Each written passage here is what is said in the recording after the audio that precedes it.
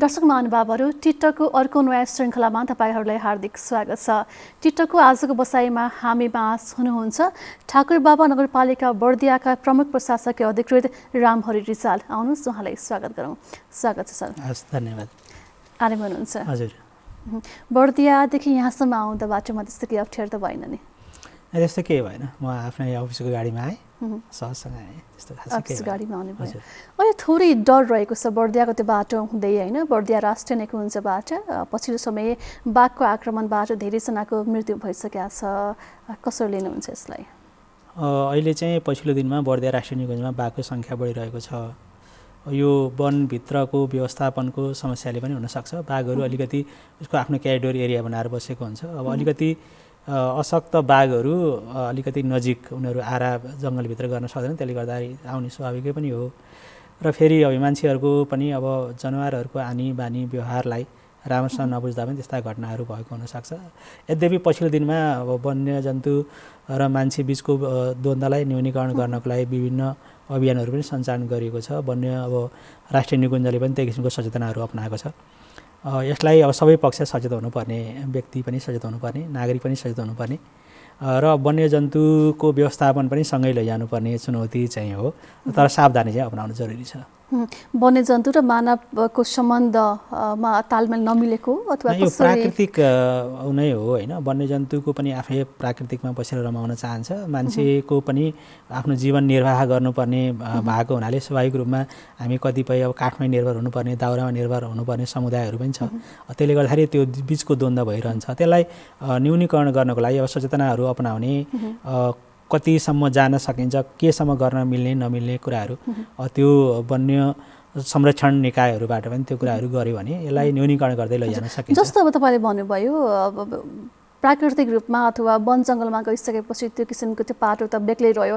यहाँ त कुरा राजमार्गमै त बाघको बिगी बढिरहेको छ नि त, होइन? बाटोमा हिँड्दाखेरि नै अलिकति असुरक्षित महसुस भइरहेको अवस्था जस्तो भइरहेछ पछिल्लो दिनमा। जस्तो अस्ति भर्खर पनि गेरुवा गाउँपालिकामा भैँसी चराउन गएको मान्छेलाई बाघले मारिदियो। अब बाटोमा हिँडिरहेको मान्छेलाई मोटरसाइकलबाट पनि बाघले तानेर लिएर गएको अवस्थाहरू छ।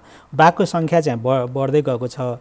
एउटा चाहिँ अब यो सरकारले नै त्यहाँ कतिसम्म बाघ अट्न सक्ने हो, बाघको चाहिँ पछिल्लो गणना गरेर कतिसम्म बाघलाई त्यहाँ व्यवस्थापन हुनसक्छ भनेर त्यसलाई एकपटक रिभ्यू गर्न जरुरी छ जस्तो लाग्छ। योभन्दा अगाडिको गणनामा चाहिँ बर्दिया राष्ट्रिय निकुञ्जमा 87वटा बाघहरू रहेको थियो। अब पछिल्लो दिनमा चाहिँ जस्तो हामीले पनि त्यहाँ वन्यजन्तु अब बर्दिया राष्ट्रिय निकुञ्जसँग बुझ्दाखेरि त्यो बाघको सङ्ख्या चाहिँ बढिरहेको चाहिँ बुझिन्छ। करिब 100को हाराहारीमा बाघ पुगेको चाहिँ अहिले अनुमान गर्न सकिन्छ। यसलाई चाहिँ अब त्यहाँ कति अट्न सकिन्छ, नभए जस्तो बर्दिया अब यो नेपालकै अन्य निकुञ्जहरूमा त्यसलाई चाहिँ स्थानान्तरण गर्नु जरुरी छ। भनेको प्रमुख समस्या अथवा प्रमुख गर्नै पर्ने काम भनेको बाघको व्यवस्थापन, एउटा चाहिँ गणना गर्न जरुरी छ। पछिल्लो अब यो तत्कालै अस्ति पनि हामीले त्यहाँको सेना प्रमुखसँग चाहिँ भेटेर कुरा गरेका थियौँ, नगरपालिका नगर प्रमुख म बसेर। त्यसलाई चाहिँ एकपटक गणना गरौँ कति छ। एउटा बाघको पनि निश्चित 2 किलोमिटर क्षेत्र चाहिँ एउटा बाघको क्यारिडोर एरिया भनेर भनिन्छ। त्यो हाम्रो बाघको सङ्ख्या कति छ, हामीले धान्न सक्ने कति हो, बर्दिया राष्ट्रिय निकुञ्जले धान्न सक्ने कति हो। त्यसले गर्दाखेरि अब त्यसलाई चाहिँ कतै स्थानान्तरण गर्न सकिन्छ, जस्तो चितवन लैजान सकिन्छ। अन्य पनि तराईको राष्ट्रिय निकुञ्जहरू, अन्य धेरै राष्ट्रिय निकुञ्जहरू छ, त्यसमा चाहिँ स्थानान्तरण गर्न सकिन्छ। पक्कै पनि यो विषय एकदमै गम्भीर रहेको छ। बाघको सङ्ख्या बढिरहँदाखेरि यता मानिसहरूको सङ्ख्या घट्ने क्रम पनि नबढोस् भन्ने चाहन्छु। यो विषयलाई हामी एकछिनपछि फेरि पनि कोट्याउनेछौँ। म तपाईँलाई अलिकति व्यक्तिगत जीवनतिर डोर्याउँदै लगेँ। तपाईँको जन्मस्थान धादिङ जिल्ला, कसरी हुर्क्यो बाल्य अवस्था थोरै सम्झिउँ न। मेरो बुवा चाहिँ प्रधान पञ्च हुनुहुन्थ्यो। हामी अलिक धेरै दाजुभाइ हौँ। म 12वटा दाजुभाइ दिदीबहिनीको समूहभित्रको हुँ। म चाहिँ आफूलाई अब यो पहिला जेठो माइलो भन्थ्यो, त्यसरी जेठो माइलो भन्नु मलाई आउँदैन। यदि म 6 नम्बरको भनेर भन्ने गर्छु। म दाजुभाइमा 9 दाजुभाइ 3 दिदीबहिनी, हामी ठ्याक्कै 12 जना छौँ। म 6 नम्बरको चाहिँ सन्तान हो। हामी मध्यम वर्गकै परिवार हौँ, तर अलि ठुलो परिवार भएको हुनाले अब मध्यम न्यून वर्गीय भन्न रुचाउँछु म चाहिँ। म घाँस काट्दै सबै मैले बाल्यकालमा गर्नुपर्ने भारी बोक्ने, घाँस काट्नेदेखि ती सबै कामहरू गर्दै र पढ्दै पनि यहाँसम्म आइपुगेको हुँ। ठुलो परिवार ठुलो थियो। फेरि बुवा चाहिँ अब राजनीतिमा हुनुहुन्थ्यो, प्रधानमन्त्री हुनुहुन्थ्यो। कति त हामीले बुवालाई महिनौ दिनसम्म पनि हेर्दैनथ्यौँ। बुवा घरमै हुनुहुन्थ्यो, हामी उठ्दाखेरि बुवा काममा गइसक्नुहुन्थ्यो, विभिन्न कामहरू पर्थ्यो, कहिले सदरमुकाम कहिले के गाउँमा परेका समस्याहरूलाई निराकरण गर्ने। अनि हामी सुत्दाखेरि बुवा कति बेला आएर सुत्नुहुन्थ्यो थाहा नै हुन्थ्यो, कहिले त महिनौ पनि हामीले बुवालाई भेट्दैनथ्यौँ होइन। त्यस्तै गर्दै अब यो गाउँमा पनि हाई स्कुल करिब करिब हामी पढ्ने 1 कक्षा पढ्ने भएपछि नै म 27 सालमा जन्मेको हुँ। 32 सालमा मेरो गाउँमा स्कुल स्थापना भयो। तर कस्तो लाग्छ भने जुन बेलामा म पढ्ने भएँ त्यही बेला स्कुल चाहिँ स्थापना भइदियो। त्यसले गर्दाखेरि मलाई पढ्न जानु परेन। नत्र भने मेरो दाइहरू सबै हामी त्रिशुलीमा चाहिँ पढेका हौँ। यद्यपि मैले पनि त्रिशुलीबाटै यसले दिएको हुँ। गाउँमा चाहिँ त्यो बेलामा 8-7 कक्षासम्मलाई निभावी विद्यालय भन्थ्यो, एकैचोटि निभावी विद्यालय भएको हो। त्यस्तै गाउँमा चाहिँ अब सबै किसिमको गाउँमा एउटा अहिलेको पनि पहाडमा रहेको गाउँमा रहेको एउटा बच्चाले गर्नुपर्ने भूमिकाहरू, किसानको जुन छोराछोरी छ उनीहरूले जे कामहरू गर्नुपर्छ म पनि त्यही काम गरेर चाहिँ हुर्किएको हुँ। जस गर्नुपर्ने सबै कामहरू चाहिँ गर्नुभयो। सायद मेरो कुनै पनि औँला छैन होला जुन औँला घाँस काट्दाखेरि नकाटिएको छैन, ती सबै कामहरू नै गरेर त्यही बिचमा अब स्कुल जाँदै पढ्दै पनि गरेर चाहिँ हुर्किएको। तपाईँले भन्नुभयो 6 नम्बरमा हो भनेर भन्नुभयो। धेरैजना भाइ बहिनी हुँदाखेरिको त्यो रमाइलो पल त्यो चाहिँ एकदमै कस्तो हुन्थ्यो भने अब अहिले पनि हामी अब मेरो दाइ सबभन्दा जेठो दाइ र मेरो बिचमा दाइ रिटायर भइसक्नुभयो। हामी बिचमा चाहिँ 17-18 वर्षको डिफ्रेन्स छ होइन। अब मेरो भाइ कान्छो भाइ र मेरो बिचमा 10 वर्ष जतिको डिफ्रेन्स छ। तर हामी अहिले पनि त्यो दाजुभाइ भन्दा पनि साथीहरू जस्तो बढी हुन्छ जस्तो लाग्छ होइन। कतिपय दाइलाई म अब पछिएर त अब भाउजूहरू आइसकेछ तपाईँ भनियो, नत्र भने तमै चाहिँ हुर्कियो जस्तो लाग्छ कि त नै भनियो। त भनेपछि एकदम आत्मीयतासँगै हुन्थ्यो र त्यो साथी जस्तै भयो, दाजुभाइ भन्दा पनि बढी साथीकै व्यवहारबाट। यो आजभोलि चाहिँ सबैजना एकैचोटि जम्मा हुन सक्ने वातावरण छ कि छैन? किनभने कहिले कसैको काम पर्या हुन्छ, कहिले कोही कता हुनुहुन्छ नि होइन। सबैजना घर परिवारको मान्छे पनि धेरै समयपछि एकै ठाउँमा जम्मा हुँदाखेरिको त्यो माहौल नै बेग्लै हुन्छ। कति गाह्रो हुन्छ त्यो माहौल मिलाउन चाहिँ? गाह्रो त हुँदैन, किनभने अब सबैले सबै कामहरू सँगसँगै मिलेर गरिन्छ होइन। हामी दसैँमा टिका लाउँदाखेरि मलाई याद भएसम्म 72 जनासम्म भएका छौँ। मेरो बुवा आमाको सबै सन्तानहरू हामी जम्मा हुँदाखेरि 72-73 जनासम्म हामी एकै ठाउँमा टिका लाउँछ। 3-4 घन्टा हामीलाई दसैँको टिका लाउन लाग्छ। त्यो यति रमाइलो हुन्छ त्यो माहौल। त्यसलाई चाहिँ व्यवस्थापन गर्न गाह्रो भन्दा पनि त्यसलाई चाहिँ एउटा अवसरको रूपमा रमाइलो रूपमा त्यो भन्दा पनि समय मिलाउनुको लागि होइन, त्यसको लागि त्यस्तो गाह्रो हुँदैन, किन सबैले आफ्नो आफ्नो भूमिका निभाउँछ। फेरि हामी सानैदेखि सबै आत्मनिर्भर हुनुपर्छ, आफ्नो काम आफै गर्नुपर्छ। बुवाले पनि त्यही सिकाउनु भयो, त्यही शिक्षाबाट हुर्क्यौँ। त्यसले गर्दाखेरि त्यस्तो कहिले पनि त्यस्तो अनुभव नै हुँदैन, बरु त्यो अवसर चाहिँ आइरहेको हुन्थ्यो जस्तो हुन्छ। यद्यपि अहिले त कस्तो गाह्रो भयो भने हामी चाहिँ सायद अब यो हेऱ्यो भने धेरै मान्छेहरू फिरन्ते जस्तो देखिन्छ। हेऱ्यो भने अब मेरो आफ्नो विचारमा चाहिँ नहुन सक्छ यो। बाहुन क्षेत्री सबभन्दा बढी चाहिँ अब फिरन्ते जाति हो कि जस्तो लाग्छ। हामी पहिला हाम्रो पुर्खाहरू हेऱ्यो भने हामी पश्चिमबाट नेपाल प्रवेश गऱ्यौँ, अछाम दैलेख हुँदै हामी धादिङ गएर बस्यौँ। कतिपय हाम्रो दाजुभाइहरू पूर्वी नेपालहरू धनकुटा मोरङमा गएर बसिरहनु भएको छ। त्यसले गर्दाखेरि हामी पनि सबभन्दा बढी मोबिलाइज भयौँ। अहिले मेरो घर परिवारकै करिब 19 जना परिवार चाहिँ अमेरिका हुनुहुन्छ, कोही जर्मन हुनुहुन्छ, कोही स्विजरल्यान्ड हुनुहुन्छ। त्यसले गर्दा हामी अलिकति छिन्न भिन्न भएको छौँ। त्यो सायदै फेरि सबै एकै ठाउँमा जुट्ने चाहिँ एकदमै दुर्लभ हुँदो रहेछ। हजुर, मैले त्यही नै भन्न खोजेको थिएँ अघि। जस्तो अब अहिले बर्दियामा हुनुहुन्छ होइन, धादिङदेखि बर्दियाकोसम्मको यात्रालाई हुन त धेरै ठाउँबाट बसाइसराई गरेर त्यहाँ भन्नुभयो। तपाईँको हिसाबमा तपाईँले बुझेको अनुसार धादिङदेखि बर्दियासम्मको यो यात्रालाई कसरी लिनुहुन्छ? यहाँ कस्तो परिवेशमा आउनुभयो त्यहाँदेखि यहाँसम्मको? मेरो बुवालाई चाहिँ कस्तो लाग्यो होला भने बुवाले कहिलेकाहीँ भन्नु पनि हुन्छ, यति धेरै छोराछोरी छन्। त्यो बेलामा एउटा धारणा चाहिँ के हुन्थ्यो भने खेतीपाती नै जीवन निर्वाहको बाटो हो। त्यसले गर्दा यति धेरै परिवार छ, यति धेरै छोराछोरीहरू छन्, त्यो अलिकति टाढा गयो भने अलिकति सस्तो पनि थियो होला जग्गा पनि। यद्यपि चितवनतिर पनि प्रयास गर्नुभएको थियो अरे। अनि उहाँले के भन्नुहुन्छ भने यदि छोराछोरीले राम्रो गर्यो भने राम्रो काम त प्रचार भइहाल्छ, त्यो सबैले थाहा पाइ नै हाल्छन्, केही भएन। यदि नराम्रै भयो भने पनि त्यति टाढा छ त्यो कुरा चाहिँ यहाँसम्म आउँदैन कि भन्ने अनुभूत भयो अरे त्यो बेलामा भनेर मेरो बुवाले त्यो बेलामा हिन्दी बोल्न जान्नुहुन्न थियो। एउटा खेत बेचेर अब त्यो मलाई त याद पनि छैन, खेत बेचेर अब इन्डिया चाहिँ को बाटो हुँदै 7 दिनमा राजापुर पुगेर उहाँले एउटा खेत हेर्नुभयो जुन उहाँलाई मन पर्यो। त्यो 18 बिघा चाहिँ उहाँले 32 सालमा लिएर जानुभयो, किनेर जानुभयो। र त्यो जाँदाखेरि चाहिँ उहाँले कलम लिएर जानुभएको थियो, मलाई अहिले पनि याद छ। अब कलम लिएर जानुभएको थियो, प्रधान पञ्च हुनुहुन्थ्यो, छोराछोरीले पढ्नुपर्छ भन्ने कन्सेप्ट थियो। धादिङको म सत्यदेवी गाउँ विकास समिति हो, गाउँपालिका त्यो बेलाको, अहिले खनियावास गाउँपालिका भएको छ।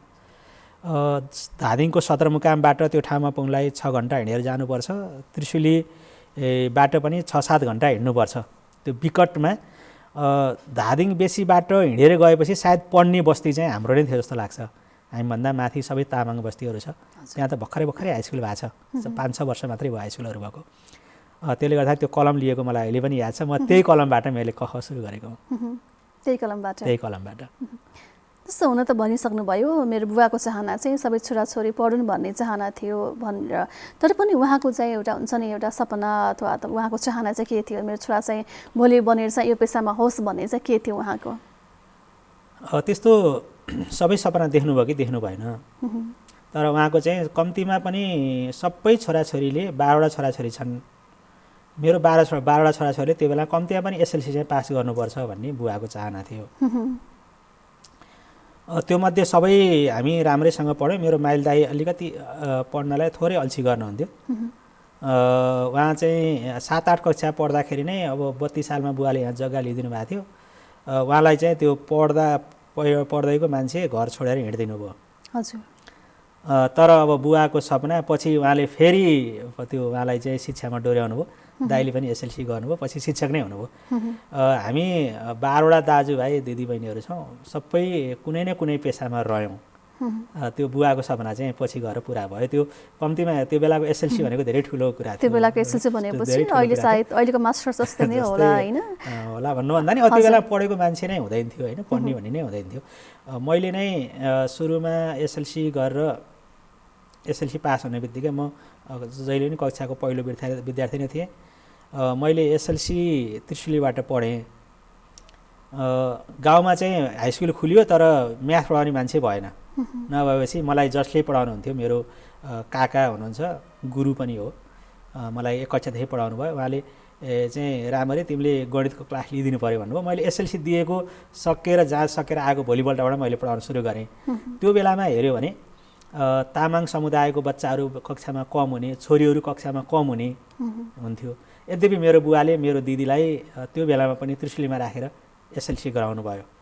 त्यो बेलामा बाहिर राखेर पढ्ने मेरो दिदीको र्याङ्कको मान्छेहरू 5-6 जना अहिले पनि हुनुहुन्छ, सबैले एसएलसी गर्नुभयो। त्योभन्दा अगाडि चाहिँ छोरीहरू पढेको कमै थियो। भनेको छोराछोरीमा चाहिँ भेदभाव र छोरीलाई चाहिँ बाहिर पढाउनु हुन्न त पढाउनु हुन्न भन्ने चाहिँ मान्यता। त्यो बेलामा अब शिक्षा पनि त्यति धेरै नजिक थिएन। त्यो चाहना हुँदै पनि कतिपय बाध्यताहरू पनि थियो जस्तो लाग्छ हैन। अब एउटा त विभेद पनि पक्कै पनि थियो, अहिले पनि कतिपय देखिन्छ नै। त्यो बेलामा विभेद भन्दा पनि अब चाहना हुँदै पनि छोरीलाई बाहिर राखेर पढाउन त्यो व्यवस्थापन गर्न सायद गाह्रो हुन्थ्यो जस्तो लाग्छ हैन। अर्को अब छोरीहरूलाई पनि जान सकिन्छ कि सकिन्न भन्ने त्यो एउटा आत्मबल चाहिँ सिर्जना गर्न सकेको थिएन होला जस्तो लाग्छ त्यो बेलाको समाजमा। यद्यपि त्यो बेलामा अब मेरो बुवाको समकालीन अरू दौतरीहरूले पनि प्रयास गर्नुभयो, बुवाले पनि प्रयास गर्नुभयो। 5-6 जना सँगै उहाँहरू सँगै एसएलसी चाहिँ गर्नुभयो।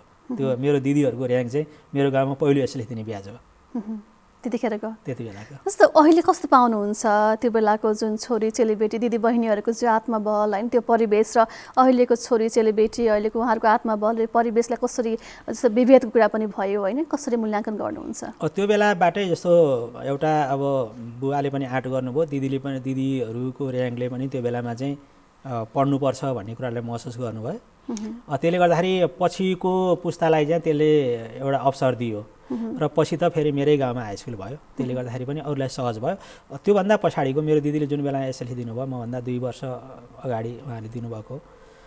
त्यसपछि अब मेरो ब्याजमा पढ्ने चाहिँ अब मेरो दिदीबहिनीहरू, गाउँको दिदीबहिनीहरू मभन्दा अगाडिको दिदीबहिनीहरू पनि सबै हामी या त्रिशुली या काठमाडौँमा गएर त्यसपछिको चाहिँ सबै ब्याज सबै जति पनि हुनुहुन्थ्यो बहिनीहरू मेरो दिदीपछिका बहिनीहरू भनौँ गाउँका सबैले चाहिँ पढ्नुभयो। पछाडि त अब त्यो एउटा लहरै चल्यो।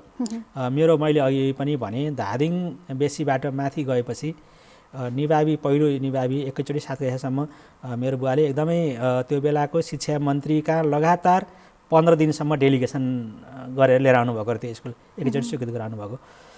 त्यसले गर्दाखेरि चाहिँ त्यो एउटा गाउँमा त्यो गाउँमा मात्रै होइन त्यो सँगै जोडिएको नुवाकोटको 2टा त्यो बेलाको गाउँ विकास समितिहरू त्योभन्दा माथि रहेका मेरो छिमेकीहरू गाउँ विकास समितिहरू सबैमा चाहिँ एउटा त्यो शैक्षिक लहर चाहिँ त्यसले लिएर आयो। अहिले हेऱ्यो भने त्यो बेलामा सायद हाई स्कुल त्यहाँ नखोलिदिएको भए त्यो ठाउँको मान्छेको जीवनस्तर त्यो ठाउँको मान्छेको शिक्षाको स्तर सामाजिक स्तर चाहिँ कस्तो हुन्थ्यो होला म अहिले कल्पना गर्छु। त्यो बेलामा हाई स्कुल 32 सालमै त्यहाँ स्कुल बनाउने जुन पहल भयो त्यसले गर्दाखेरि अहिले चाहिँ हाम्रो त्यो गाउँबाट सायदै डिग्री डिप्लोमा नगरेको अबको चाहिँ कोही पनि छैन जस्तो लाग्छ जेनेरेसन। त्यो चाहिँ एउटा त्यो बेलाको ठुलो एउटा अवसर चाहिँ सिर्जना गर्न बुवाले त्यो सफल हुनु त्यो सबैले अहिले चाहिँ सम्झिरहन्छन्। हामीले त्यो स्कुल स्थापना गर्दाखेरि मेरो हजुरबुवा को करिब अन्तिम थियो। हजुरबुवाले त्यो बुवाले चाहिँ स्कुल खोल्ने भनेपछि त्यसो भए त्यो स्कुललाई त्यहाँको जग्गा 103 रोपनी जग्गा छ। यद्यपि त्यो स्कुलको नाम हामीले हाम्रो परिवारबाट राख्ने चेष्टा गरेनौँ। त्यहाँ एउटा देवी छ त्यो देवीकै नामबाट राखौँ हामी त यसै त्योबाट जोडिहाल्छौँ नि भनेर पहल भयो। त्यो बछला देवी माध्यमिक विद्यालय भनेर त्यो विद्यालयको नाम छ। 103 रोपनी जग्गा हामीले दिएका छौँ त्यो स्कुललाई। तपाईँले दान गर्नुभयो? हजुर हजुर। पक्कै पनि एउटा विद्यालय भनेको एउटा मन्दिर नै हो होइन। त्यहाँ धेरै एउटा बालबालिकाहरू एउटा सुन्दर भविष्य निर्माणको लागि त्यहाँ आउने गर्छन्। एउटा पुण्यको काम पनि रहेको छ। अहिले त हजारौँ विद्यार्थीहरू नुवाकोटको त्यसपछि अरू पनि अहिले त हरेक ठाउँमा हाई स्कुलहरू भए। नत्र भने त्यो चाहिँ करिब 10-11वटा गाविसका मान्छेहरू त्यो गाउँ पञ्चायतका मान्छेहरू त्यहाँ पढ्न आउँथे। त्यो चाहिँ एउटा शैक्षिक हब जस्तै थियो त्यो। यद्यपि अहिले त्यहाँ डिग्रीसम्म क्याम्पस नै भइसकेको छ। डिप्लोमासम्मको पढाइ हुन्छ डिग्रीको प्रयासहरू भइरहेछ। अहिले फर्केर हेर्दाखेरि चाहिँ बुवाप्रति म एकदमै गर्व गर्छु। सायद त्यो बुवाप्रति त श्रद्धा स्वाभाविक रूपमा हुन्छ र अरू हामीले भन्दा पनि एज ए होल त्यो जुन समाजलाई त्यो एउटा विद्यालयको स्थापनाले डोर्याउन जुन सफल भयो त्यो चाहिँ एकदम स्मरण गरिरहन्छु। सबैको साथ र हौसला भयो भने यस्ता कामहरू पक्कै पनि हुन्छ र मनबाट चाहनु पनि पर्यो। अहिले ठाकुर बाबा नगरपालिका बर्दियाको प्रमुख प्रशासकीय अधिकृतको रूपमा हुनुहुन्छ, जिम्मेवारी सम्हालिरहनु भएको छ। यहाँसम्म आइपुग्दाको तपाईँको क्षणलाई सम्झाउन कतै स्ट्रगल गर्नु पर्यो होइन, पढाइको कुरा पनि हुनसक्छ, कसरी यहाँसम्म आइपुग्नु भयो, प्रवेश गर्दाखेरिको थोरै अनुभव? मैले चाहिँ अघि पनि भने म घाँस काट्दै गाईबस्तु चराउँदै पढ्दै आएको हुँ। तर म चाहिँ घाँस काट्न जाँदा पनि मेरो साथमा चाहिँ एउटा किताब सँगै हुन्थ्यो। म गोठालो जाँदा पनि म किताब सँगै लिएर जान्थेँ। अब त्यो एकपटक पढेपछि चाहिँ मलाई करिब याद हुन्थ्यो।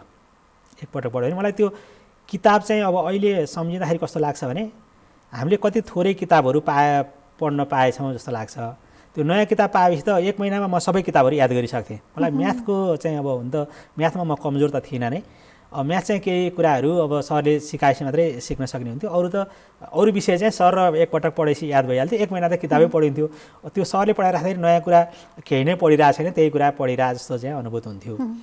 त्यसरी घाँस काट्दै त्यसरी पढियो। मैले कक्षा 8-7 सम्मको शिक्षा चाहिँ त्यही बछलादेवी माध्यमिक विद्यालय जुन मेरो बुवाले स्थापना गरेको विद्यालयमा पढेँ। त्यसपछि हाम्रो पालामा नै त्यसलाई हाई स्कुल बनाउने प्रयास भयो। हामी 2-3 महिनासम्म प्रयास गर्नुभयो, बुवाहरूले पनि प्रयास गर्नुभयो। तर त्यो बेलामा त्यो सम्बन्धनमा अब कहाँबाट समस्या भयो थाहा भएन। 3-4 महिना पछाडि चाहिँ हाम्रो शैशव त्यो बेला पुसमा हुन्थ्यो, त्यो हाई स्कुल हुन सकेन र हामी 3 महिना पछाडि त्रिभुवन माध्यमिक विद्यालय त्रिशुली बजारमा रहेको छ त्यहाँ पढ्न गयौँ। त्यो बेलामा चाहिँ धेरै कोर्स अगाडि बढिसकेका थिए। हामीलाई भर्ना लिने नलिने दुई विधा भयो। यद्यपि हामीले चाहिँ प्रधान अध्यापकज्यूलाई पढ्ने उत्कृष्ट इच्छा जाहेर गऱ्यौँ। उहाँले हाम्रो परीक्षा लिनुभयो र हामीलाई भर्ना गर्नुभयो। म 184 जना विद्यार्थी एउटा त्यो 9 कक्षामा थिए, 8 कक्षामा थिए। हामी त पहिला 30-32 जना विद्यार्थी पढेको, त्यत्रो धेरै विद्यार्थीको बिचमा हामी डेरामै खोजिदिएर राखिदिनु भयो बुवाले। त्यसपछि आफै खाना पकाउने र पढ्यौँ त्यहीँ। अब म कक्षामा फर्स्ट हुँदै गएको विद्यार्थी त्यत्रो विधिमा अब कोर्स पनि धेरै गइसकेको थियो के होला भन्ने भयो। यद्यपि मैले प्रयास गरेर पढेँ। त्यो वर्ष म 10औँ भएँ। मलाई चाहिँ एकदम पीडा भयो त्यो बेलामा। मैले त्यो 10औँ स्थान त कहिल्यै दोस्रो त भएको थिइनँ भनेपछि 10औँ हुँदाखेरि त मलाई त म कतिजना पछाडि रहेछु भनेर मलाई असाध्यै पीडामा म 2-3 दिनसम्म त सायद त्यो बेला पनि निदाइन जस्तो लाग्छ। पछि मैले प्रयास गरेँ। म दोस्रो वर्ष 10 कक्षामा पुग्दाखेरि म चौथो भएँ र एसएलसी गर्दाखेरि त्यो बेलामा त एकदमै कम विद्यार्थी एसएलसी फर्स्ट डिभिजन पास हुन्थ्यो। म थोरै नम्बरले सेकेन्ड डिभिजनमा म 43 सालमा थोरै नम्बरले सेकेन्ड डिभिजनमा पास भएँ। त्यसपछि मैले इन्टरमिडिएट त्यो बेला अहिले जस्तो +2 भन्ने थिएन। इन्टरमिडिएट पढ्नलाई महेन्द्र रत्न क्याम्पस ताचल भर्ना भएँ र त्यहाँ पढिसकेपछि त्यहाँबाट मैले म्याथ विषयबाट पढेको हुँ। त्यो बेलामा चाहिँ हामीलाई कुन विषय पढ्दाखेरि के हुन्छ भन्ने पनि थाहा थिएन। सायद मलाई सबै कुरा थाहा भएको भए म साइन्स पढ्थेँ होला जस्तो लाग्छ अहिले फर्केर हेर्दाखेरि। यद्यपि म अब अहिले जेमा छु म सन्तुष्टि छु। बिचमा चाहिँ मैले बुढा नीलकण्ठमा पढ्नको लागि पनि छात्रवृत्ति प्राप्त गरेको थिएँ। त्यो बेलामा परीक्षा हुन्थ्यो। जिल्ला सदरमुकाममा परीक्षा दिन जानु पर्थ्यो। म त्यो परीक्षा दिएको मलाई याद छ। मेरो नाम पनि निस्क्यो। यद्यपि अब त्यो सबै किसिमका मान्छे समाजमा हुन्छन्। यो प्रधान पञ्चको छोरा अलिकति सम्पन्न परिवारको पनि हो भनेर उजुरी पर्यो। मेरो चाहिँ त्यो नाम चाहिँ पछि काटियो। मैले त्यो अवसर पाइनँ। सायद म बुढा नीलकण्ठ पढेको भए योभन्दा फरक परिवेशमा हुनसक्थेँ कि जस्तो लाग्छ। पछि मैले इन्टरमिडिएट त्यहाँ गरिसकेपछि मेरो गाउँको नजिकै हाई स्कुल खोलियो। त्यहाँ चाहिँ मेरो बुवाकै साथी प्रधान पञ्च हुनुहुन्थ्यो। उहाँले चाहिँ म्याथबाट इन्टर गरेको मान्छे त्यो बेलामा पाउन गाह्रै हुन्थ्यो। मलाई अहिले पनि याद छ त्यो बेलामा प्रावि तहको शिक्षक सदरमुकाममा मागिएको थियो।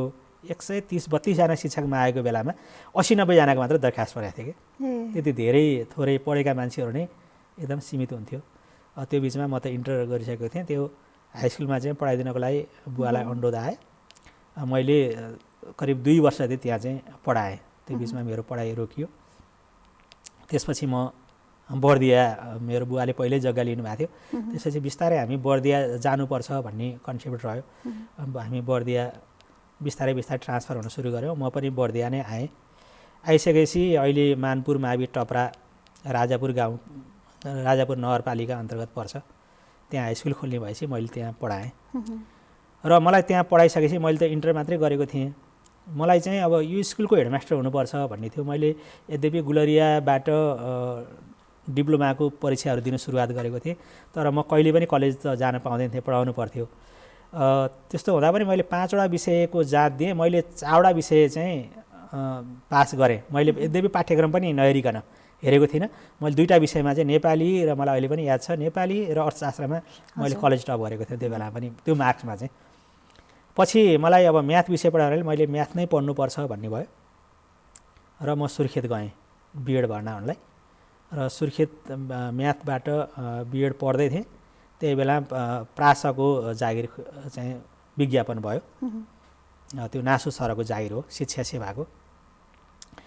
अनि म चाहिँ अब सरकारी जागिर खानुपर्छ भन्ने मलाई त्यहाँ गएपछि भएको। त्योभन्दा अगाडि मेरो भिनाजु हुनुहुन्छ, हामी फुपूको हो, म भिनाजु नै भन्छु, फुपाजु।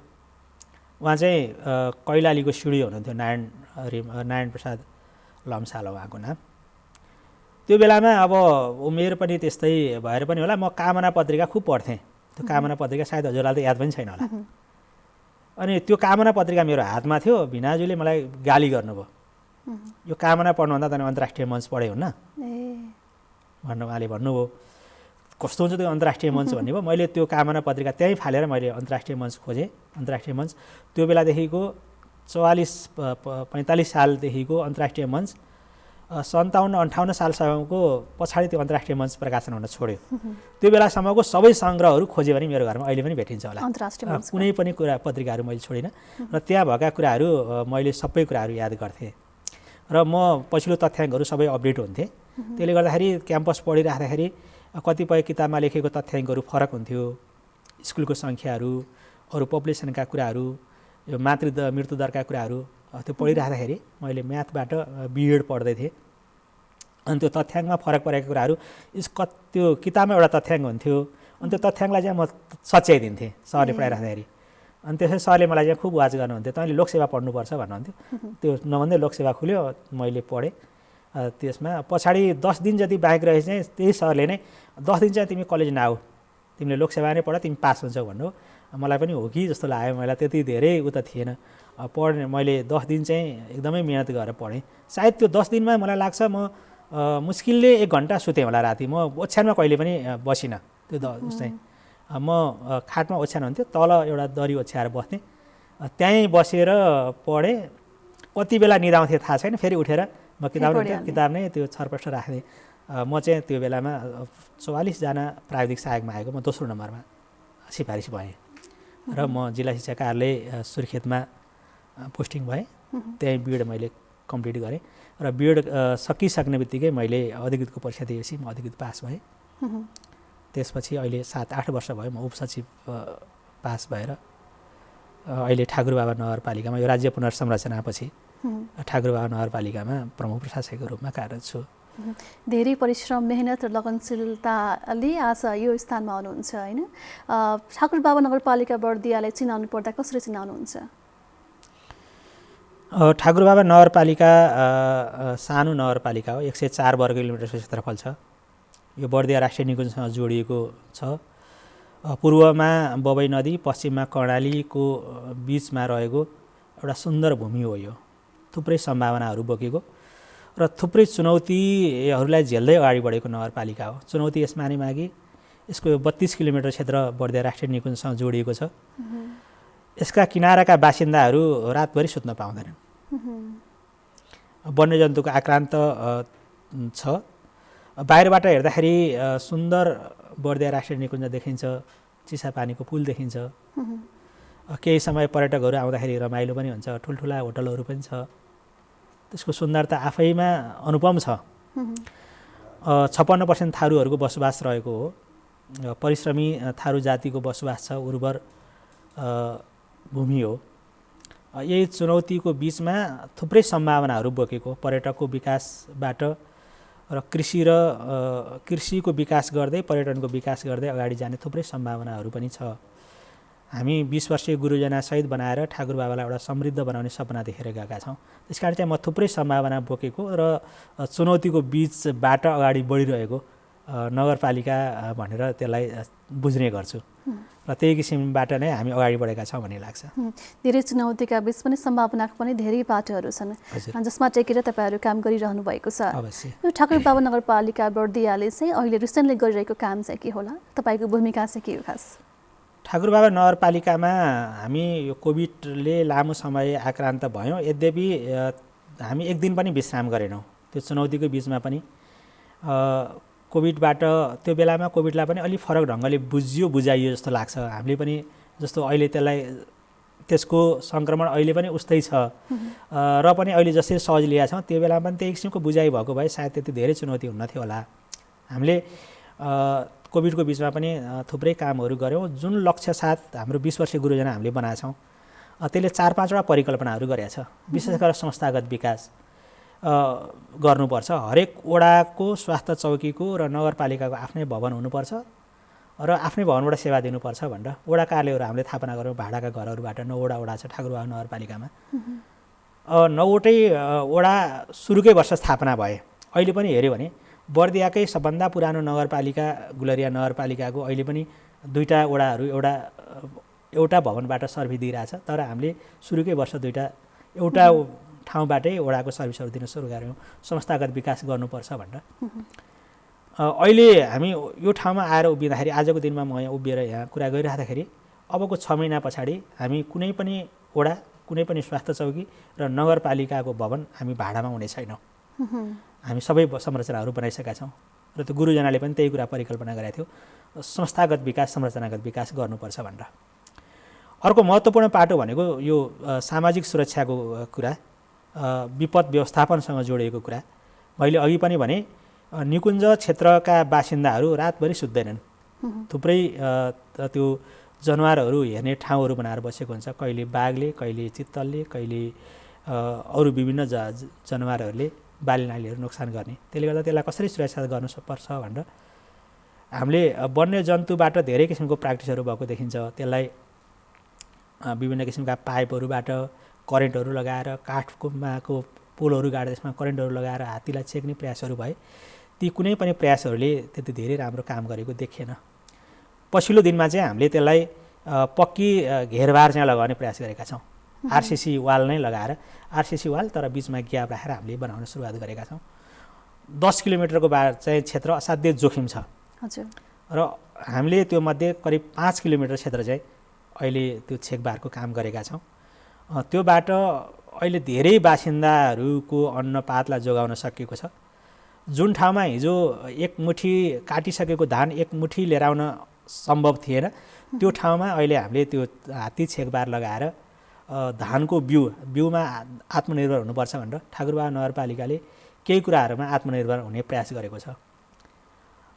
हामीले के देख्यौँ भने किसानले धान उत्पादन गर्दो रहेछ, उत्पादन गरेको धान सस्तोमा बेचेर पछि आफूले किन्ने बेलामा धानको बिउ किन्दाखेरि करिब 2 करोड रुपियाँ चाहिँ ठाकुरबाबाको बाहिर जाँदो रहेछ। 25-26 सयमा किनेको धान 5,000 रुपियाँमा उसले बेच्दो रहेछ। त्यसले गर्दा धानको बिउमा आत्मनिर्भर हुनुपर्छ भनेर त्यही हात्ती छेकबार गरेको ठाउँबाट अहिले हामीले धानको बिउ उत्पादन सुरु गरेका छौँ र 110 बिघामा अहिले हामीले धानको बिउ उत्पादन गरेका छौँ। हामी के कुरामा ढुक्क छौँ भने आफ्नो आम्दानीलाई बाहिर जान दिएन मात्रै त्यो आत्मनिर्भर हुनसक्छ र समृद्ध हुन्छ भन्ने कुरा परिकल्पना गरेका छौँ। त्यसले गर्दा धानको बिउ लगायत अहिले मसलाजन्य बालीहरूमा चाहिँ आत्मनिर्भर हुने गरी प्रयास गरेका छौँ। सानो नगरपालिका हामी 62 करोडको मात्रै बजेट भएको पालिका हो। यद्यपि हामीले 7 करोड रुपियाँ त कृषिमा लगानी गरेका छौँ। अहिले भारत लगायत तेस्रो मुलुकबाट नेपालबाटै पनि आन्तरिक रूपमा विस्थापन भएर यो कोभिडको कारणले फर्केका नागरिकहरूलाई रोजगार त्यहीँ दिनुपर्छ भनेर कम्तीमा 1000 नयाँ रोजगार सिर्जना गरेर 2000लाई नागरिकहरूलाई चाहिँ जीविकोपार्जन गर्न सक्ने गरी तल्लो स्तरमा रहेका नागरिकलाई उठाउने गरी काम चाहिँ हामीले सुरुवात गरेका छौँ। त्यसलाई प्रतिफलमा आधारित बनाएर गरेका छौँ। यति 1 बिघामा अब खालि हामी अनुदान मात्रै दिँदैनौँ, तपाईँले खेती पनि गर्नुपर्छ र त्यसमा यति उत्पादन पनि गर्नुपर्छ भनेर उत्पादनसँग जोड्छौँ।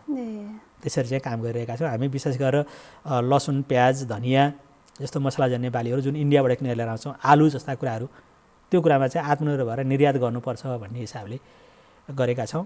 र सामाजिक क्षेत्रको विकासमा त्यो अहिले पनि हरेक दिन कम्तीमा 4-5 वटा गाई बाख्राहरू चाहिँ जङ्गली जनावरले नोक्सान गरिदिरहेको हुन्छ।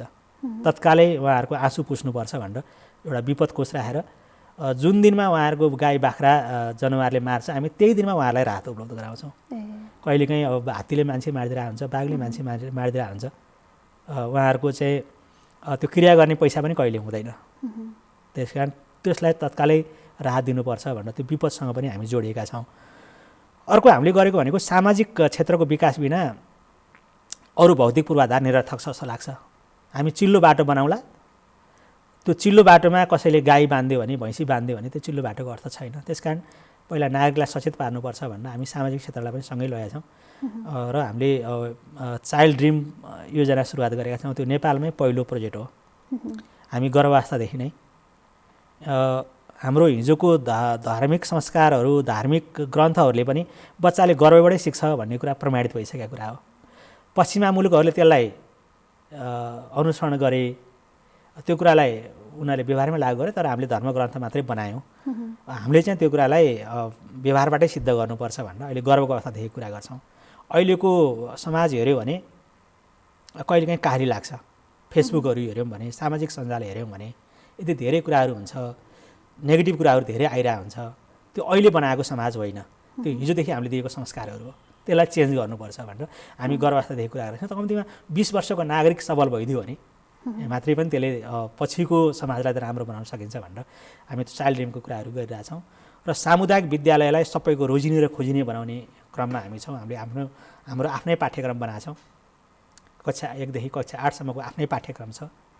र सामुदायिक विद्यालयमा पछिल्लो दिनमा एकदमै झुकाव बढेको छ। करिब यो 2 वर्षमा 2000 विद्यार्थीहरू सामुदायिक विद्यालयमा बढेका छन्। अर्को भनेको चाहिँ अब यो भौतिक पूर्वाधार पनि उत्तिकै जरुरी छ। मैले अघि भने हामी कार्यालय व्यवस्थापनका कुरा त भइहाल्यो। हरेक टोल बस्तीलाई वडासँग जोड्ने, र हरेक वडालाई नगरपालिकाको केन्द्रसँग जोड्ने गरी बाटोको संरचनाहरू विकास गरेका छौँ।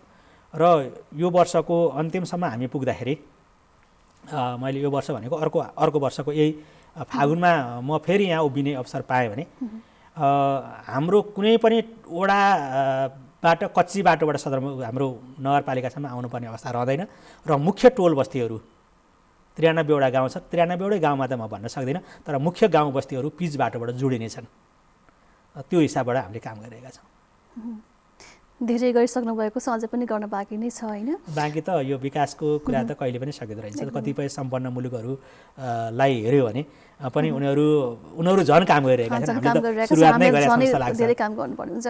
त्यसै तपाईँ एकातिर काम गरिरहेका छौँ, विकास निर्माणले गति लिँदैछ भन्नुभयो। सबभन्दा पहिला संस्थागत विकास हुन आवश्यक छ होइन भनेर भनिसक्नु भएको छ। त्यहाँका स्थानीयवासी सेवाग्राही चाहिँ कतिको सन्तुष्ट हुनुहुन्छ तपाईँहरूको काम देखेर? के भन्नुहुन्छ उहाँहरू? 2-3टा कुरा जस्तो लाग्छ। अब 54 सालदेखि करिब हाम्रो जनप्रतिनिधिहरू विमुख भएर 20 वर्षदेखि गुज्रियो। त्यसले गर्दाखेरि जनता र सरकारको बिचमा अलिकति धेरै ग्यापहरू त्यो बिचमा रह्यो।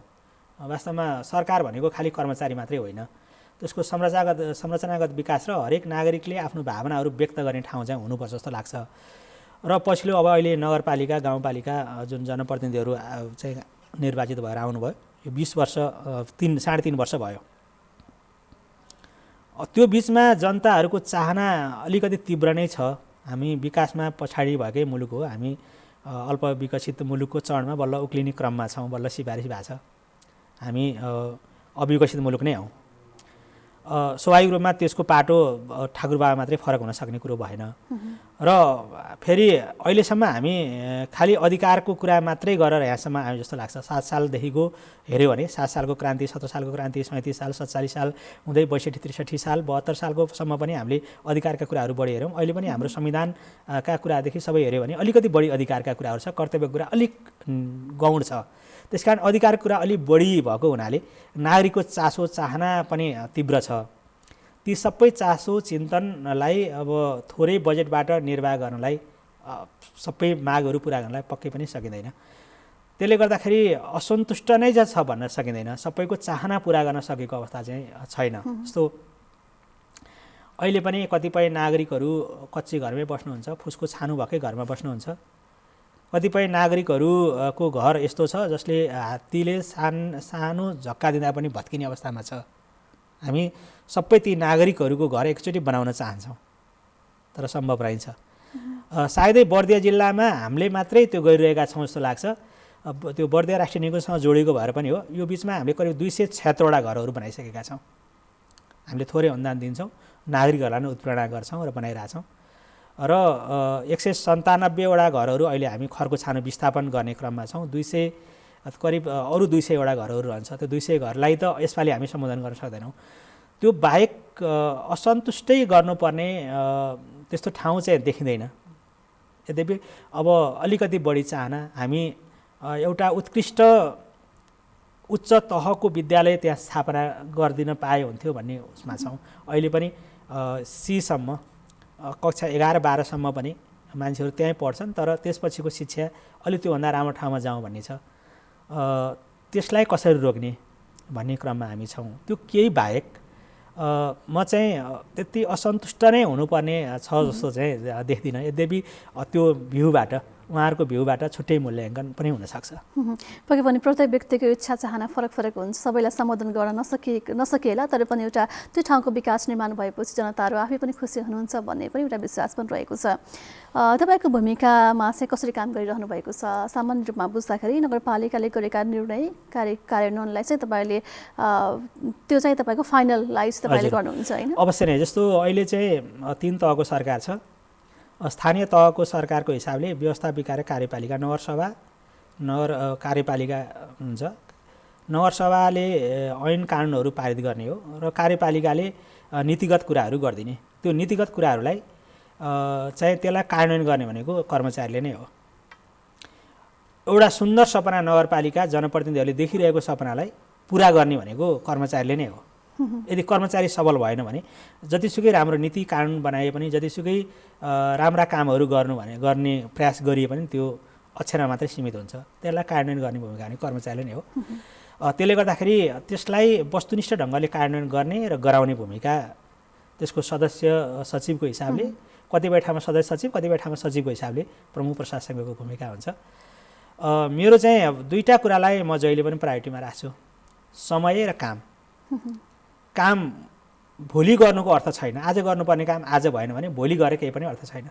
कुनै सेवाग्राही आज आयो, आज उसलाई काम गर्दाखेरिको जति सन्तुष्टि हुन्छ मैले भोलि उसको काम गरिदिएँ भने त्यो सन्तुष्टि कम हुन्छ। त्यसकारण आजै काम गर्ने र त्यसलाई समयमै गर्नुपर्छ भन्ने हो। मैले मेरो सहकर्मी साथीहरूलाई पनि उत्प्रेरणा म त्यही कुराबाट उत्प्रेरणा गर्छु, काम गरिदिउँ, काम चाहिँ समयमा गरिदिउँ। र कतिपय जस्तो हामीले गर्ने भूमिका भनेको सबै स्थानीय तहमा छुट्टै मन्त्रालय त हुँदैन, हामीसँग शाखा महाशाखाहरू हुन्छ, उपशाखाहरू हुन्छ। त्यसले मन्त्रालय नेपालको जति पनि प्रदेश स्तरको सङ्घीय स्तरको मन्त्रालयहरू छ त्यो सबैको काम चाहिँ तल्लो तहसम्मबाट नि कार्यान्वयन हुने हो। अझै साँच्चै भन्यो भने त कार्यान्वयन हुने तह भनेको त स्थानीय तह नै हो।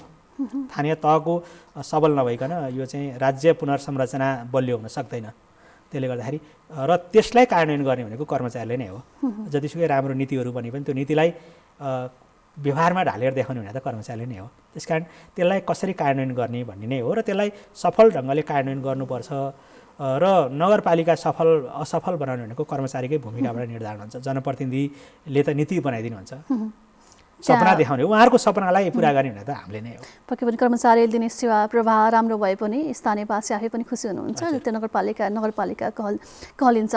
हामी अन्त्यमा छौँ, अन्त्यमा छोटकरीमा भनिदिनुहोस् न, एउटा नगरपालिका नै हो भन्नको लागि चाहिँ के कुरा हुनुपर्छ र नगरवासीले चाहिँ एउटा म नगरवासी हो भन्नको लागि चाहिँ नगरपालिका चाहिँ कस्तो हुनुपर्छ? नाम मात्र नगरपालिका भन्दा पनि नगरपालिका चाहिँ कस्तो हुनुपर्छ?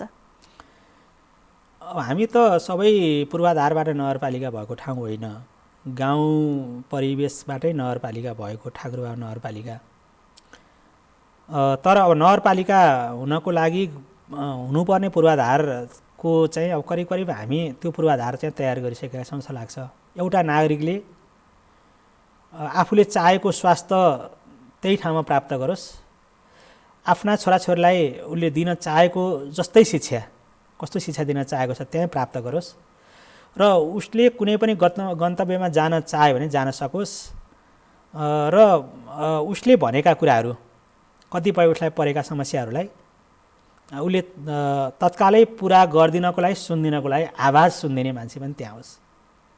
र त्यो बाहेक बत्ती अबदेखि लिएर गएर यी पूर्वाधारहरू हुनुपर्छ र नागरिकको कोणबाट पनि बुझ्ने ठाउँ त्यही नै हो। अहिलेको यो कोभिडले चाहिँ साँच्चै नै राज्य पुनर्संरचनामा स्थानीय तह कति आवश्यक रहेछ र आफ्नो सरकार नजिक हुँदाखेरि कसरी सेवा लिन सकिँदो रहेछ भन्ने अनुभूत गरेको छ जस्तो मलाई लाग्छ। त्यो कोणबाट हेर्दाखेरि अहिले हामी चाहिँ एउटा पूर्ण नगरपालिकाको सबै कुराबाट त छैनौँ। कतिपय प्राविधिक धारको विद्यालयको संस्थागत विकास गर्ने कुराहरू अलिकति नागरिकहरूले आफ्ना उच्च चाहनाका कुराहरू र अलि उच्च स्तरीय स्वास्थ्य सेवाहरू उपलब्ध गराउन सकेका छैनौँ। यद्यपि हामी 1500 अस्पताल अब निर्माणको चरणमा प्रवेश गर्न लागेका छौँ। यी कुरा गऱ्यौँ भने एउटा सिङ्गो नगरपालिकाको अनुभूत गर्न सक्ने पूर्वाधार आधार चाहिँ बन्छ जस्तो लाग्छ। त्यो चरणमा चाहिँ हामी छौँ। हजुर, हुन्छ। हामी कार्यक्रमको अन्त्यमा आइसकेका छौँ। तपाईँको समय र साथको लागि धेरै धेरै धन्यवाद। हस्, मलाई पनि यो महत्त्वपूर्ण अवसर दिनुभयो, यसको लागि सम्पूर्ण एनटिभी परिवार लगायत सबैलाई म धन्यवाद दिन चाहन्छु। धन्यवाद। दर्शक महानुभावहरू, आजको बसाइमा हामीमा हुनुहुन्थ्यो ठाकुरबाबा नगरपालिका बर्दियाका प्रमुख प्रशासकीय अधिकृत रामहरि रिजाल। हस्त आजलाई कार्यक्रमको निर्धारित समय सकियो। तपाईँको दिन शुभ रहोस्। नमस्कार।